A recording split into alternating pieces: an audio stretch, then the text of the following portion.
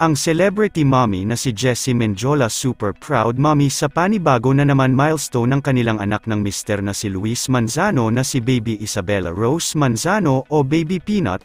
Mula sa latest Instagram stories ng aktres na si Jessie Mendiola ay proud at masaya nitong ibinahagi ang isang maikling video ni Baby Peanut kung saan ay mapapanood natin na napakagaling at napakabilis nang ang maglakad nitong mag-isa. Mapapanood din natin sa video na naibahagi na kayang-kaya na nga ni Baby Peanut maglakad ng mabilis na walang umaalalay sa kanya at tila nais pa nga nitong tumakbo at magpahabol na sa kanyang mommy Jessie Mendiola. Talaga nga namang napakabilis lamang ng panahon at may toddler na nga sina Luis Manzano at Jessie Mendiola. Panigurado ay sa mga susunod pang mga buwan na darating ay mas marami pang matututunan si Baby Peanut na iilan pang mga bagay na nais matutunan ng isang bata. Isa nga si Baby Rosie sa mga celebrity baby ngayon na talaga nga namang kinagigiliwan at kinakaaliwan dahil sa pagiging bibong bata nito at dahil na din sa nag-uumapaw nitong cuteness na good vibes ang hatid sa marami.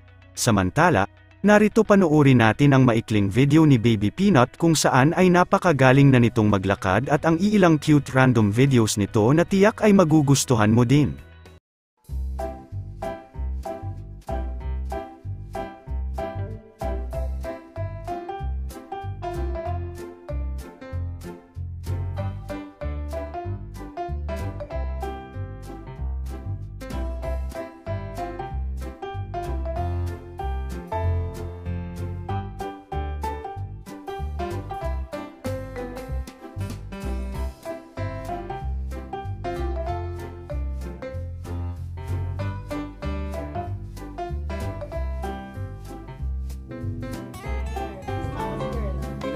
Who's Mama's girl?